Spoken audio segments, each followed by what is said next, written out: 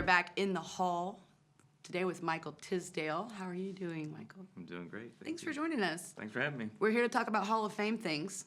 Hall of Fame. And so when I talk about Northwest Arkansas and the music community, and, well, the musicians' connection, I can't think of a day before my first day on stage where I didn't have you in the picture. It's been a few years. Now, we actually met in person because I was doing a photo shoot. I remember this very well. At the Walton Arts Center on Facebook. Does anybody have was it gas powered? Yeah. Yeah, it had to be gas powered because yeah. we didn't have electricity. Have a leaf blower. Yeah. To blow back the long, luxurious locks. And Gotta get that white snake hair going. We had to. And after that, a friendship and musicianship blossomed. That's really where it started. It's funny, that picture pops up because, like, the photographer that day, like, did a picture, just like a couple of me. And I remember, like, yeah, that's cool. It's okay if I use it. And then when I got the picture, the leaf blower is just sitting there. It's one of those classic moments for me. I'll never forget the musician showing up for another musician in a moment of need. Yeah. That's really what it was. And you and I moved on to play a lot of grand opening gigs for businesses around here. Let's see, there was Legacy Blues Lounge. Yeah, I was going to say, we did a lot of Legacy Blues shows there for the brief period it was there. And then we had Levi's, Gastropub. Yeah. I think in 2014, you and I did the most grand openings of any business in Northwest Arkansas. It might be true. Which is awesome. So let's go back to a time before I knew Michael Tisdale. All right.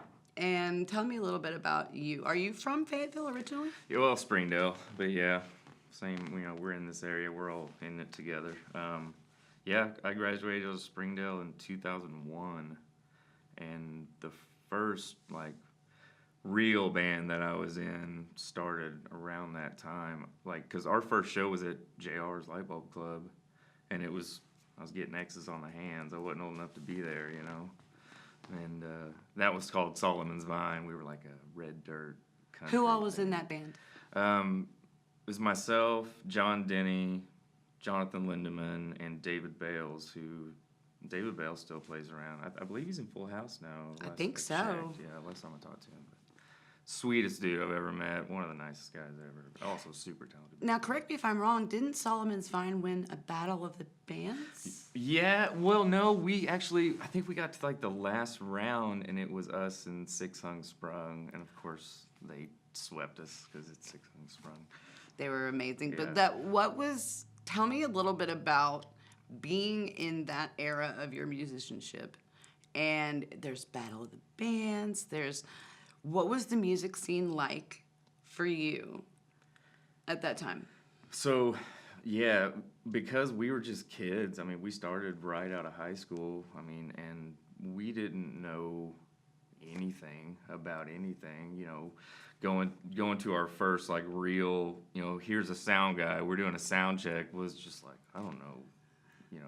I guess everybody has that moment, but it's wild looking back and kind of kicking yourself because it's we were a good band, but we could have been so much better. What bands did you think that you sounded like, or that you could see yourself maybe playing with at that time? Well, fortunately for us, we got to play with several because we ended up doing a lot of opening shows at George's for these guys that were in the red dirt community or the trend at that time that was really coming through. So we opened for Jason Boland and the Stragglers, and was it Reckless Kelly, I think, was one. Oh yeah.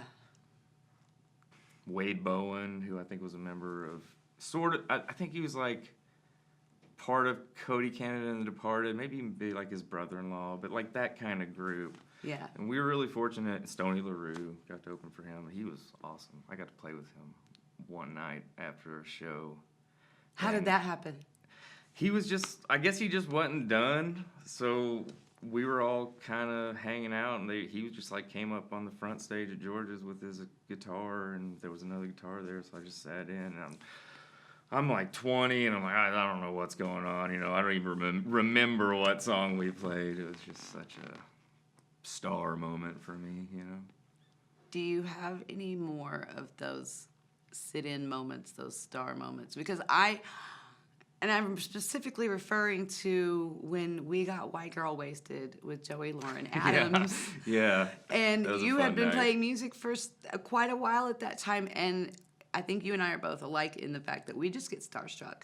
Yeah. Regardless of if it's someone that we know personally or if it's Oh, yeah.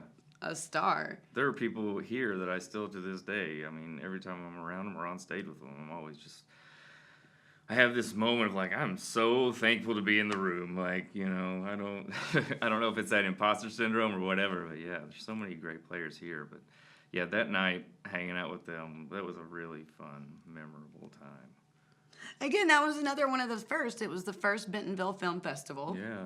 We got called to, I actually got called to book an entire weekend of music, and I picked all women. I was in my girl power phase, sure. and I think I still am a little bit, but it was a privilege to book a women's showcase for a women's film festival that popped up. But I want to go back into those first few years of playing music for you. So after Solomon's Vine, or how long did Solomon's Vine play around? I mean, I want to say we were done by like 2009, 2010, because then me and Max Caesar, who's like my brother, he had come into the band towards those last couple of years when we recorded the album, our last album, and then we were just kind of like, well, what do we do now? You know, neither of us had ever sang a note. I'd never sang a lick in Solomon's Vine. You know, I was just playing guitar. So then we started just doing like a duo thing. It's like, well, one of us has to sing these songs. So I was like, I'll take a stab at it, and then something kind of clicked, and I was like, oh, you know, I like doing this, and I wasn't confident yet. So that took a little while, and then shortly after is when I met you, and I was doing the trio band, which was Michael Tisdale and the Union. Yep, And with Rob Butler. With Rob Butler and Mark Morgan, yeah. Yeah. And that was really my first taste of like, oh, I could, you know, I can do this. We put together the most random set lists. Oh yeah, and it was always fun. There was never quite one genre, Right. if you will. It was more like, go ahead, dare me, and I'll do it. Yeah. Yeah. Yeah. Can we do a 4-piece whipping pose? Sure. And we did. We did. Yeah. Well, there was one, I found a set list from 11/11/11. Okay. It was a friend of mine's birthday, and I think we had Nathan Aronowitz, Oh yeah. young kid, Yeah. with us sitting in, and I found, and it had stuff like Seven Nation Army, Yeah. and I think we had a Gorillaz song on there. I'm not even sure. That sounds right, probably. Since then, you have, well, can we talk about Rocky? Yeah, absolutely. Yeah, we're in the right time of year for that for sure. So when I say Hall of Fame, I think about the most epic moments in music history in Northwest Arkansas. And I will go back to me going, wouldn't it be cool if we had musicians dressed up as the characters from Rocky Horror Picture Show playing the actual music from the movie? Fast forward to me cornering you on the side of the street and saying, hey, I think I was on my way into a tattoo appointment, and I saw you on the street, and I said, you wanna do a thing? And you didn't know how to tell me no yet at the time. Right. And I think I was trying because Rocky Horror and Tim Curry specifically is like, we share the birthday, by the way, me and Tim Curry. I love that. But I've just always loved the man, and that was one of the first. I remember watching that for the first time on like VH1 when they would air it, and being totally. I wasn't old enough, first of all. No, I still don't think we're old enough now to watch I know, it. sometimes, but I was just blown away, and it's always been a kind of a big part of my life. It still is, honestly. So you dressed up as Frank for us. Yeah. Not only did you do that, Michael, you helped recruit the entire cast. Yeah. You edited the movie out to where when the music played, it just, the screen on, so let me back up. We had Meteor Guitar Gallery, 20-foot tall movie theater screen. Yeah. Beautifully dressed up musicians in full character. It looked amazing. The makeup was awesome. I will say I was a little, because I was hesitant to do it, and then when we finally did it, I was like, okay, I'll play him and I'll play guitar and sing, and then like the day of or something, you guys all cornered me. Were like, so you gotta shave the beard. Oh, I like, remember. Oh, yes. And I really didn't want to. You didn't want to. Yeah, I don't think I've not had a beard since. That's probably the last time. We traumatized you. It was just once the makeup got on, I was like, oh, this is awesome. This works. You looked but beautiful. thanks. You looked Thank you. fantastic. I have to give you so much credit. It was you and Max. Yeah. That worked so hard behind the scenes editing. Well, so my cousin actually, Bo, he is the one who edited the video. Essentially, it was me over his shoulder being like, "Here, this is what we're gonna do," And him, I think he regretted helping me out because I put him through a lot of work. Well, but you also put the band through a lot. I mean, again, you were in charge of most of. Like, all I did was have an idea. And I recruited you. The show.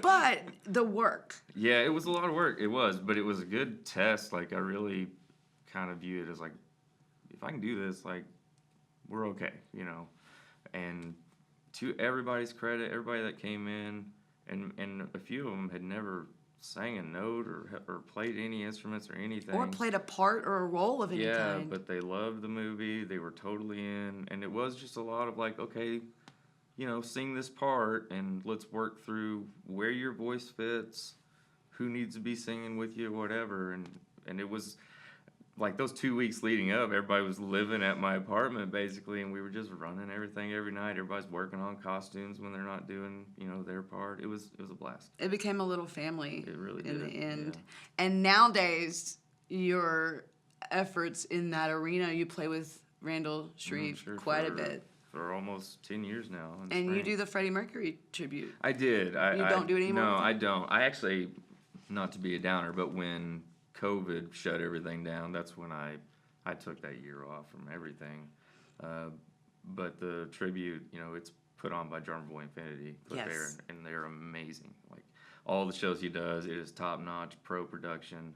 I have fortunately had the opportunity with Patty to open for them a couple times, and then on this, they're doing a Tina Turner tribute, and the last 2 weeks I've been able to go in and sing a song with them on that, and that has been a blast. But that's a full production. Yeah. So when we talk about, again, I've got categories in Hall of Fame for just this specific type of thing. It sounds like Mr. Drummer Boy needs to have an interview with us so that we can talk about, because that level of production and that expectation, that's what I had when I wanted Rocky. Mm-hmm. That's expensive. Yeah, and that's it's time consuming, and we just did a one-off, and it took that many weeks. I wish we would have done a run, or When you spend that much time and money and all the effort that goes into it, it's actually more beneficial to continue doing. Yeah. Hindsight, Maybe we'll get together and have a Rocky Horror Christmas party. We won't do the show, but we can dress up. I love it. Because your wife is an amazing costume and special effects makeup person. Yes. So, Paris, this is our plea to you. Hint, hint. We would love. All right, give me a second. I get sidetracked and I get excited when I think about that kind of stuff, because that really, there was no other motivation for that show aside from the love for the show and the love for each other and everybody that grew. We just wanted to do it. It was so much fun. Like, it was stressful, sure, but just that night of being on stage and doing that, I loved it, every moment of it. And now you play with the hardest working woman in music, Miss Patty Steele. She is killing it.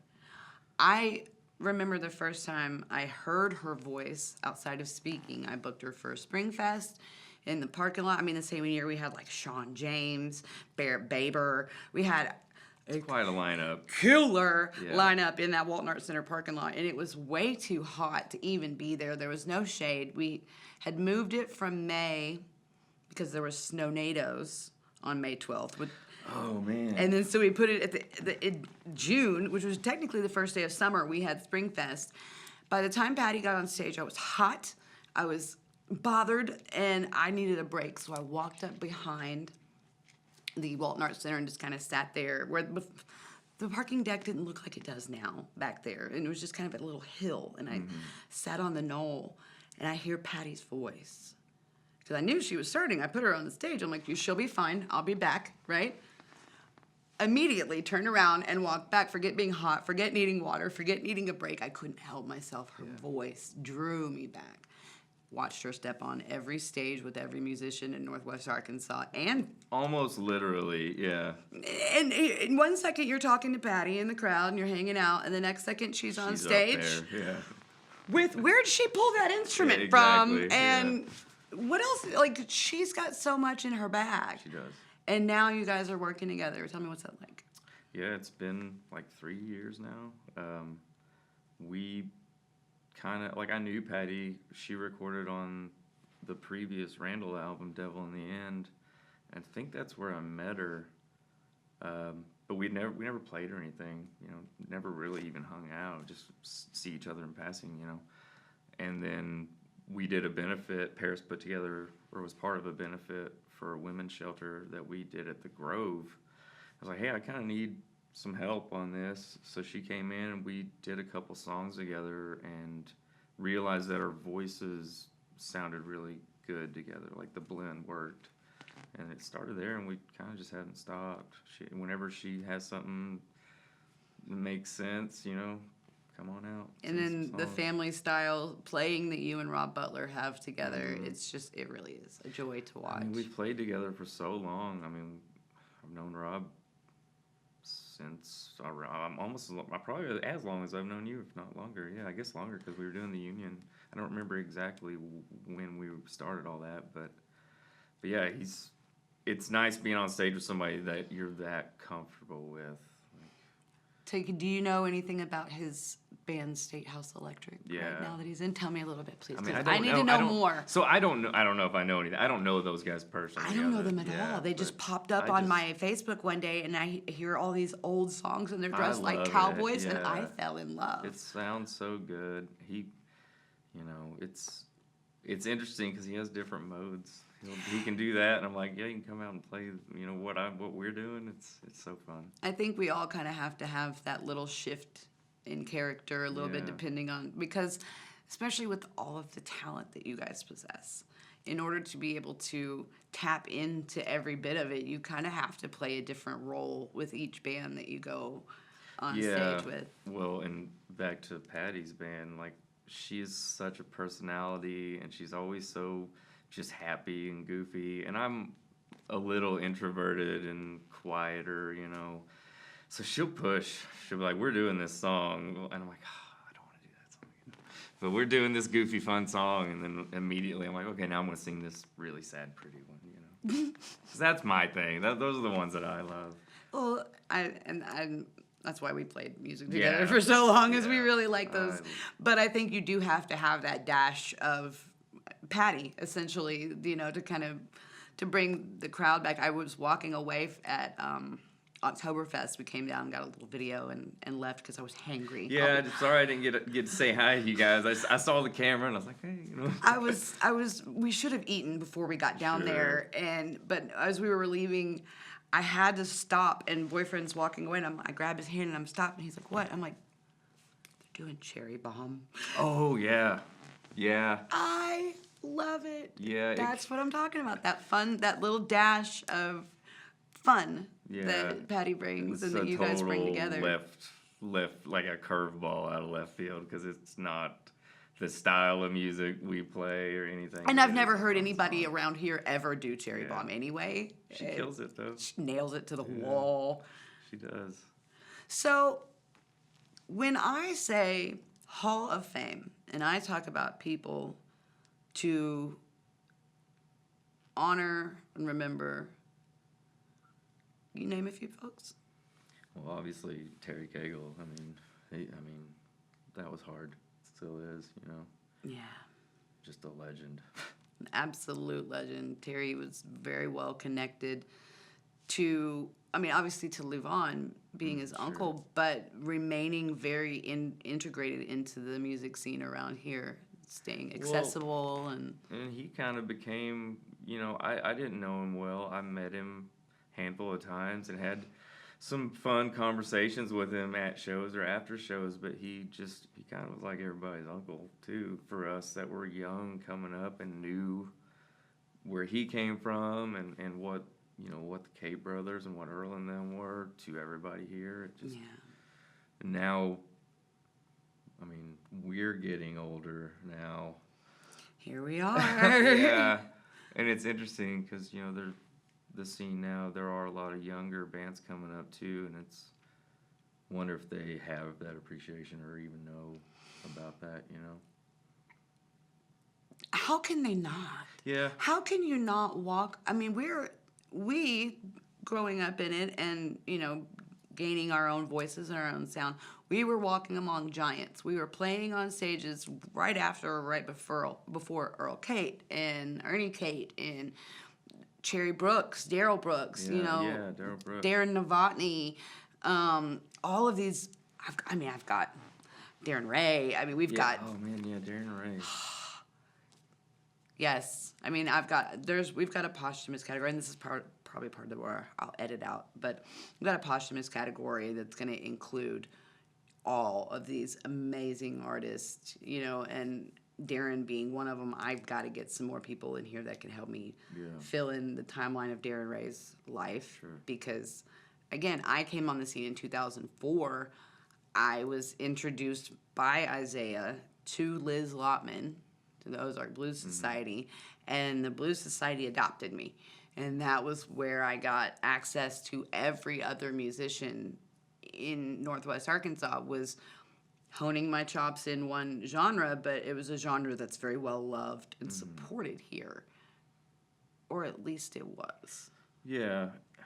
And I don't know if maybe it's just, you know, trends in music change or what. I don't know exactly what it is, but because when I was first coming, I would just start showing up at those blues nights because I could, you know, I have my limit. I can't shred, but I can get up there and play around with a blues song. And you can definitely hold your own, Michael.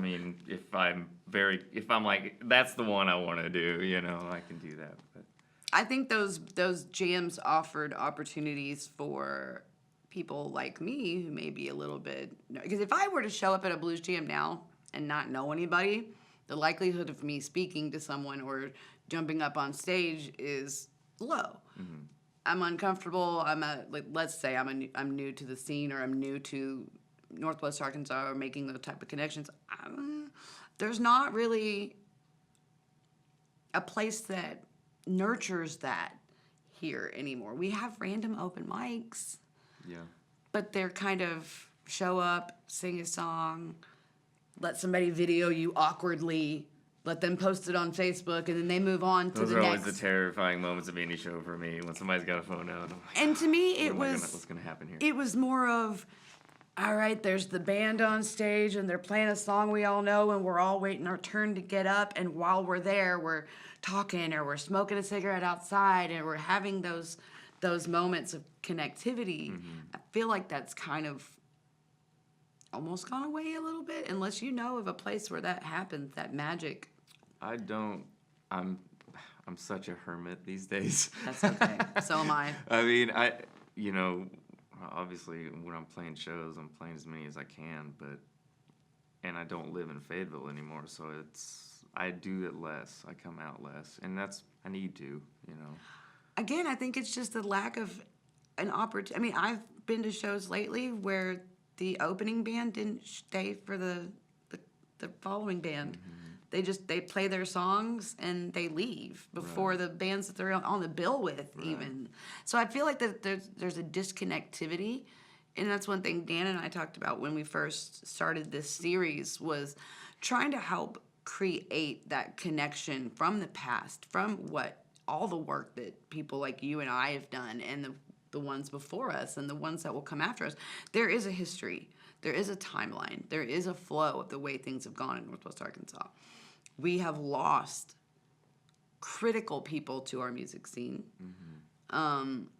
Not just musicians, but the people, our fans, our promoters, the booking agents, the photographers, the journalists, the people that keep our narcissistic personalities alive while we're on stage.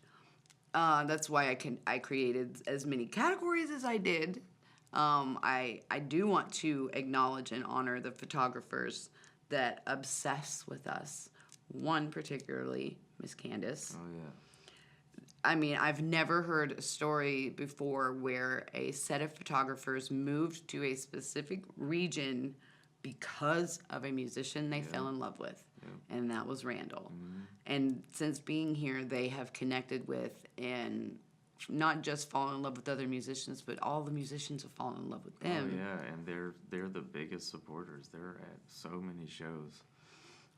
Her photos specifically, I'm a fan of Chuck as well. Oh, yeah. But Candace's eye, I'm more drawn to that. Yeah. But again, that style of photography, it is essential. We as musicians are looking to put together press kits and, information content is what the kids call it now. I know, and it's so.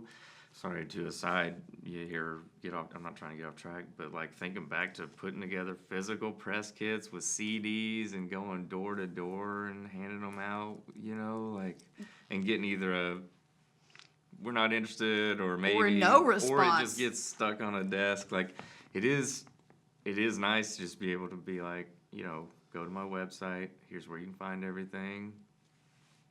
Name some more photographers or people that help us capture those moments. I mean, super fans. You have any that for sure that you need to mention? Well, I mean, when you said the lack of photographers, I don't even know if that's true or not, because there's a lot of them around here. I don't know a lot of them personally, but if I'm gonna name, and this is a little inside info. Again, why we haven't aired anything yet. My personal list of Hall of Fame photographers, again, starts with Candace. I mean, she's the reason I wanted to make sure the category was included, but she's not the first. Obviously, we've got Phil Clarkin, Clayton Taylor, Dale Porter. And back all the way up to journalists, and one reason that we spawned the In the Hall conversations and part of Hall of Fame, Peter Reed, the Night Flying magazine. Yeah. That man wasn't a musician. No, he just super fan. He was a super fan, obsessed. And made us obsessed with the fact that he was obsessed with us, because I always wanted to get on the cover. I know, right? There wasn't a cover by the time I did anything worthy of a cover issue.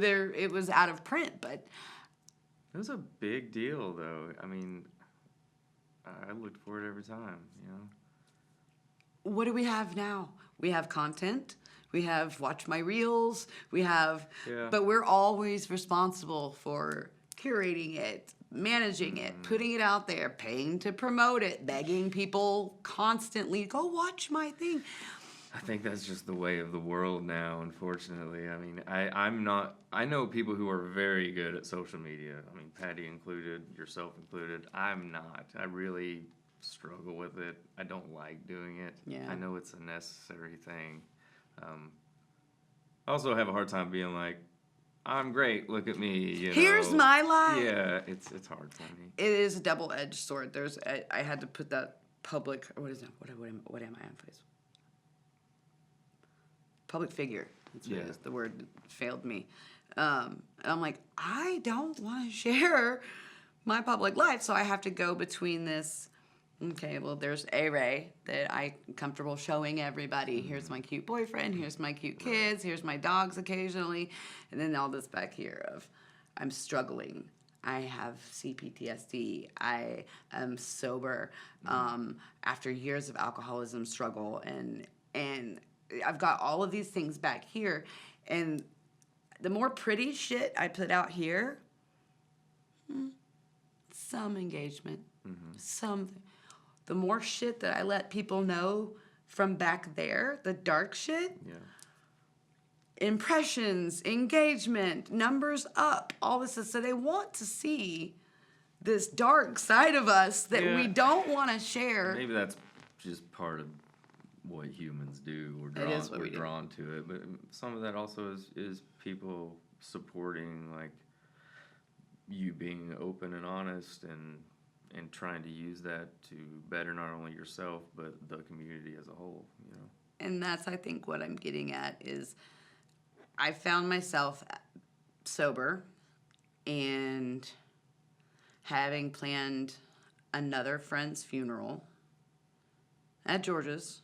I mean, thanks to George's for all they do for musicians in need and or after the fact. Got my band back together for the first time in years to play a funeral. That's a bittersweet moment, you know. It's sad. And I was facing health issues of my own, and I was waiting for a disability to tell me no. Like, okay, so medically you're disabled, but not enough to where you can have help in providing for yourself. Even though you can't go do what you used to do. I can't, I'm still on the payroll for Walton Arts Center as a stagehand. I cannot physically go take those jobs anymore. I put myself and others at risk in safety by going out there and volunteering to break my own bones. But I found myself still with, I have the musician's connection. I'm disabled, but I'm not. So what do I do? What do I do? What am I supposed to do with everything I've done in the past? I don't think I can go forward and be a musician and sing on a stage again. I had to have a lot of dental work done. I had to have things that kind of kept me from wanting to be seen and wanting to be in front of a microphone again. But I still have my brain, and I still have a platform. Right. I still have this group on Facebook. You still have a voice. You still have a lot you can do. I do still have a lot. So what am I supposed to do with it? I think you're doing it. I think this is evidence that I never want to have to plan another funeral. I know I will. I mean, since that one that spawned all of this, I've done 2. I'm getting good at it. Cynic and I used to always have this joke that we were each other's funeral planners. Didn't fucking mean to make that actually happen, but there is something soothing in it, I guess. You know, I feel like I want the best to preserve someone's legacy. And if I can help do that in a great way, then the sadness of a funeral, I guess, is okay. In a way. That's why I want to do Hall of Fame, man. It's let's get these stories out. Let's talk about the impact that people have made on each other in Northwest Arkansas, in the music scene. It's not just about local music. I don't even like the term local music. Yeah. We are musicians that reside in Northwest Arkansas. Right. We make connections all over the world, all over the globe, with just our words and just notes that are played sometimes that makes the most critical connection and sometimes can be the difference between life and death. Yeah, it's that thing of, like, once you put the song out there, it's not yours anymore. And it doesn't, I mean, you have all these platforms now, whether all artists use them or not, or however you feel about how they're used, like Spotify and Apple and whatever else is out there. But the fact is, anybody in the world who likes blues or whatever can find your music. They don't even have to ever meet you or see you, but that song can make a big difference. You know? Yeah, it really does. And it's the people for me. I'll go to shows, and sometimes the music is almost kind of like the teacher from Charlie Brown. It's more like wah, wah, wah. But what I'm doing is I'm watching the people on stage play and feel those notes. And then I look in the crowd and I watch them interact and react with the musicians on the stage. And then I go turn around and I look at the bartender and they're stuffing money in their thing. And, you know, the venue owner's happy and he's sitting back and he's writing his check. It's the whole thing for me, and that's where I find my happiness. That is what brought me back to. It's the only thing that's made me feel alive. Yeah. I'm a mom. I love it. I'm a girlfriend. I have a wonderful, supportive boyfriend. I love those things. They're stable and they make me happy. But what makes me feel alive is playing music with my friends. Yeah. Watching music played by my Sometimes friends. just being in the room, while it's happening. Sometimes, like, some of the best times I've ever had have just been hanging out in the green room or whatever. And that doesn't really translate to people who either aren't musicians or aren't in the business or whatever, that work at the venues and know what it is day in and day out. But sometimes just hanging out with your friends and family before or after the show, that's a moment that connects you all, Yeah. I'm gonna get all weepy over here, but yeah, makes a big difference. That's okay though. That's why we do what we do. Is we have a place to channel those vulnerable emotions, where we otherwise just would block it off and not. Let's see, what else can we cover today? I talked about photographers, talked about journalists, talked about. Do you know any other? I know right now Monica Hooper is doing the most as far as journaling and documenting the current happenings of Northwest Arkansas music. No, I don't know. She is the lady. She works for NWA. Oh God, I'm gonna get this wrong. Arkansas Democratic Gazette. Okay. And she does NWA online, and she's the one who's been putting out all the okay, articles. Okay, then I've read her articles. I didn't know. That's Monica Hooper. Okay. She's only been with them for a little while, and so I'm doing a deep dive. So if you come across anything, again, we're trying to fill in this timeline of everybody that's contributed to the historical facts that we cannot object. I didn't like the idea of creating an award show that would feel like a popularity contest. I really want to go off of body of work and actual contributions into the music field. Yeah, so you have that. as you go along in your day-to-day, and if you think about, like, hey, by the way, man, this person was really essential. You don't have to necessarily be a musician.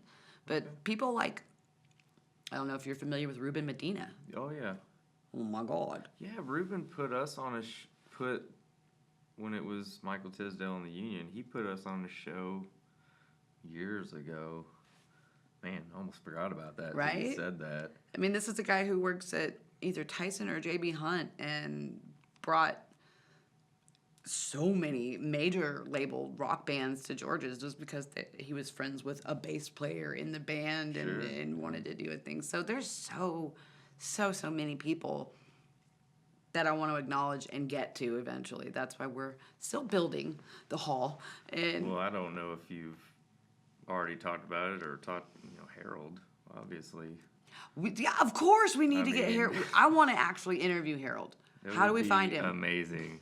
I would love to see it. If you've got his number, text it to me. I do not. Oh, see, that's what I'm saying. Bucci and Arlie, our sound guys. I mean, those guys are definitely. Every time I text, I'm like, Bucci. He's like, I'll call you back. And then he'll call me, and I'm like, I'll call you back. We're playing phone tag to get him in here for his interview. But I really want to have him and Arlie together. That would be super fun. And I'm just going to leave the room and let them just go. Let them talk. Yeah, because that's got to be epic. We've played with lots of people, but how many people have they run sound for? Yeah.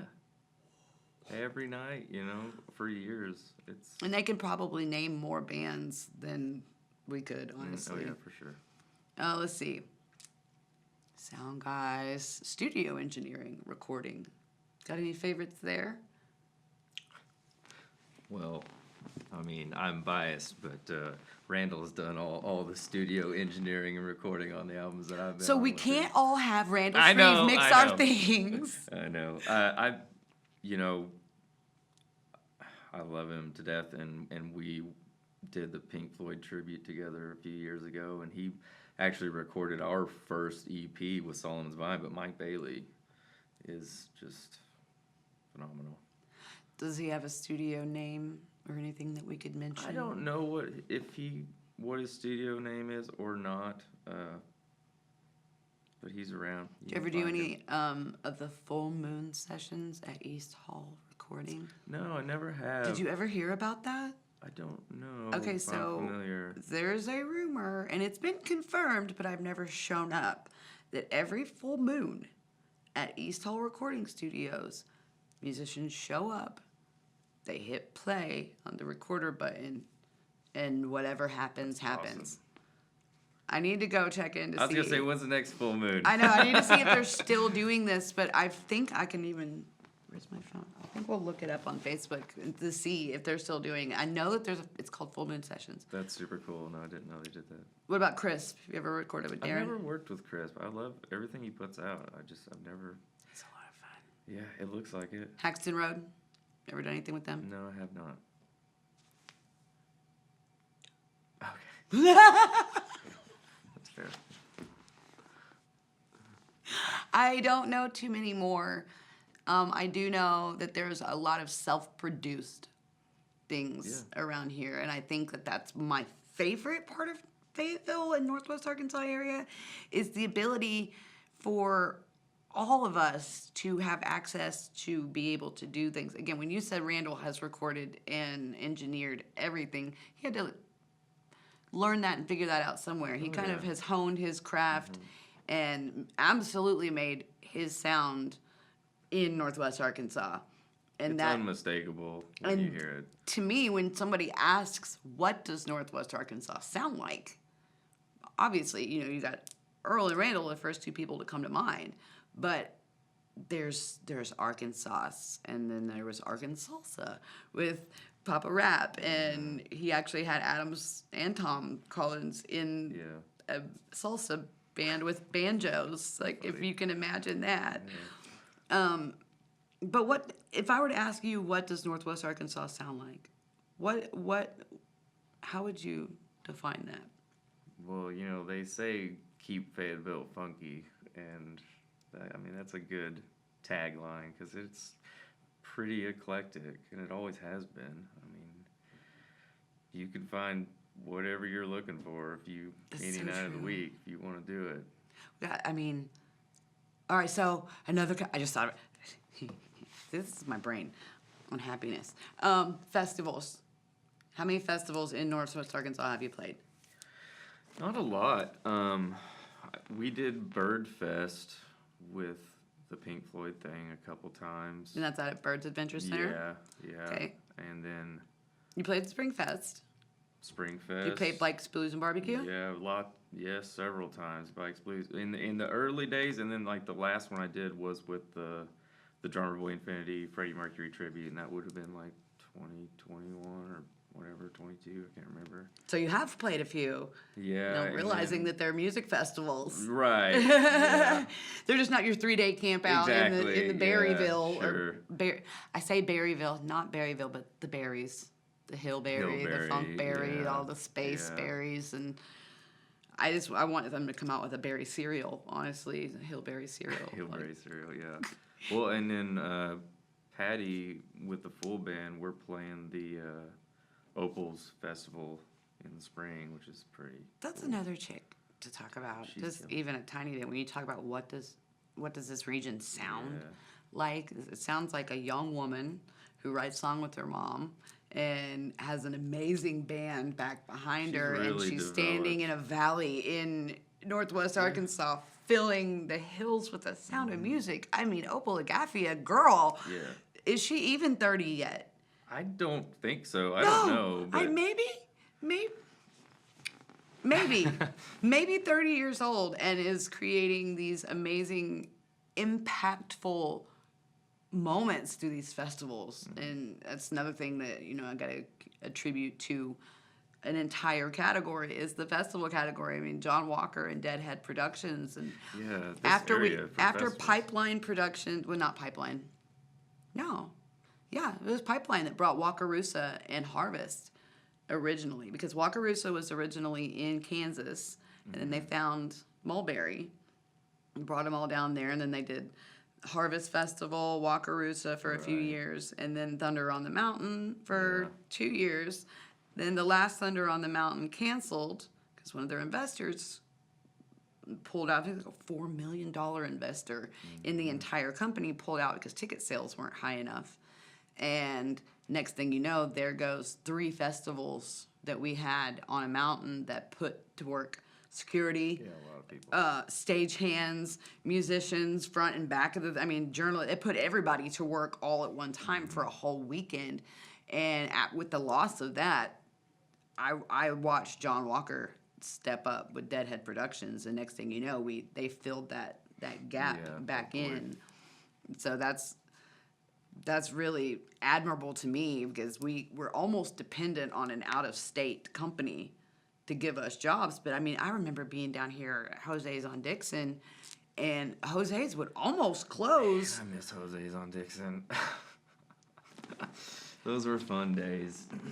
I think I've got to figure out a way to put posthumous venues. That's a good idea. Venues that they're gone but not forgotten. Well, like Chester's and Dave's on Dixon. The Library Those are some Club. of my first All of those. experiences, really. Was it with you? Did we go see Merle Haggard together? No, unfortunately, I never got to see Merle Haggard. Because he was downstairs. It's up by where Block Street Records is. Where was that place for a little while? Was that JR's? That was JR's, yeah. That was one JR. time. So before JR's closed, Merle Haggard. Merle Haggard played JR? Yeah, because I went down in there and I was this far, and he was like with us. Walked in there and it sounded horrible. He sounded so bad. It wasn't long before he died. It was just 6 months or so before he died. But I thought maybe. No, I never saw him. But there's so many more of those venues that I really feel like we should have just a dead venues category. What do you call them? Late and great. Yeah, there you go. The late and great venues. And there was the Green Door. Did you ever play that one up in Evelyn Hills? Yeah. The Ice House up in Bentonville. Did you ever play that? I did play the Ice House. Because I think you introduced me to John Payne. Yeah, Right? that's my brother-in-law. Yes. Yeah. Yes, and then did he play? Oh, yeah, he was playing by Big John at the time. Yeah, he played for a while there. They had a kid, my niece, and so he's doing the dad How old is she thing. now? She's 10. Yeah. I remember when they were pregnant. I know. Wow. It seems like a long time ago. God, we are getting old. Yeah. That's all right, though. We're going to be around for a while. Oh, yeah, I'm playing. I don't see you going anywhere. I'm trying not to. Have you got anything personal that you're working on musically? Yeah, actually right now I'm kind of in writing mode. I'm trying to get maybe an EP or something out at the beginning of next year, so we'll see where I end up and Keep me updated. what happens. I will. I'm no Patti Steele, but if you ever need a lyric or two, I've definitely. got a notebook I can throw I at got you. some stuff I might just run by you, send you some audio files here, because that's what I've been doing. They're doing a couple events coming up that are songwriter specific, so I kind of use that to try some of these new things out. You are doing Lacey's thing this Thursday. I am, yeah. Are you excited? Yeah, I am. I've been excited about. It's that kind of. I'm nervous but excited, But it's a different style of music than I've really done before. Like I talked about earlier, I always loved the sad, pretty stuff. But when I go through everything that I've been writing years ago, it's all just depressing. So I'm trying to move on from that and do a little lighter. Some of it's a little more sweet. Have you been to one of her songwriters events yet? My And you never first came to one of event. mine either. No, sorry guys, but this is. So listen. It is the most fun. The way I format it, now I've seen it, she's doing the same thing. Not quite, we don't quite do the exact same thing. She's putting musicians up there that some do know each other and some do not. Yeah. I put at least 2 brand new people and at least 2 veterans that did not know each other up there. And what I found the most fun was, I was trying to create the audience experience, right? Forget the audience. what was happening between those musicians on stage, these songwriters who it's unscripted. There's That's what no I find expectations. You are really just sharing a moment. And if you just put that fourth wall up, don't perform to the audience. Yeah. Perform to your songwriters that are next to you, and you will find that you'll get so much more out of it because they are there to listen to you, the professionals. Yeah. Audience, we love an audience. The number of professionals in the audience varies at any given time. The number of professionals on stage with you is 100%. Right. And you have nothing but amazing things to gain from that. Yeah, I can't So wait for cool. it. It's going to be fun. I mean, you'll probably have conversations or hear things from Patty, your own bandmate, that you don't even know yet. Oh, I'll be there. I'll be there. Awesome. Yeah, I mean, Yeah. yeah. First of all, I don't know Alyssa yet. I've never met her. I've heard her music. Patty speaks very highly of her. They've Jenna shared shows Melnicki together. messaged me when the first day she found her and said, Amanda, oh my God, you've got to know this girl. She's amazing. I love when people send me new people to go find out. So I will definitely be there to support you, and I'm curious to hear what you've got. I want to pull some original stuff out of there. Yeah. You and I have heard original stuff from you, but it's just been so long. Yeah, I know, and it it's was very different. private. It was, just us rehearsing or practicing, and so now I want to see that. And then I'm one of those consumers. I'm like, give me that dark, twisted, secret side of you. That's kind of my thing. I really enjoy that more. But, like I wrote a kind of a sweet, really silly love song. Like, it's goofy, but it's kind of one of the favorites right now. So it might Aren't stick those around. like most highly sought after wedding songs? Aren't the most cheesy, goofy? Right. Like, and they make how much money? Sure, yeah. They're bankable, I guess you could say. But yeah, so I'm excited about that. And then otherwise, getting in the studio soon. And my wife and I have a podcast, so we're working on that. Tell me about you got to spill it all. Tell me about you and Paris. So Paris does FX, as you mentioned earlier, and has done some independent movies. And like our whole house right now is just, there's zombies and Frankenstein heads. It's like but not because it's Halloween. That's always. It's year round. Yeah, I made her like a workshop in our garage, so most of it lives out there right now. But so when she started really getting into that, we started talking about it, and like I'm such a movie nerd and a horror fan from way back. My parents owned a video store when I was a kid, and the older I get, the more I'm like, man, I miss video stores and I miss like all this. And so we just started talking about like, we sit around and watch horror movies and just goof on them all the time. Why don't we just like record it? And so we've been doing it for a little while. We took a little break because now we're self-producing it, which was a good move because we can really say what we want. And if I need to cut anything out, I will. But I have the option. But it's a lot of fun. It's a blast. But it's called We'll Be Right Back, and it's on like Apple and Spotify, whatever. Do you ever do your own? You compose your own background? No. I've thought about that, but right now I'm using like a stock thing that I got from. Some of those stock things are really, really fun to choose from. And it's creepy music. Yeah. I cannot wait to see what else comes over the next 20 years from you and from the bands you play with and from your podcast. And dude, I can't say enough about you. You're one of my favorite vocalists. You're one of the favorite people I've ever played with. Thank you. I miss you a lot. Yeah, I miss you too. And I'm really glad we have a chance to reconnect today. Yeah, this has been wonderful. It's over. Heard that. Didn't even sting. Not at all. Thank you again. Thank you. I love you to pieces. Love you too. Man, that was fun.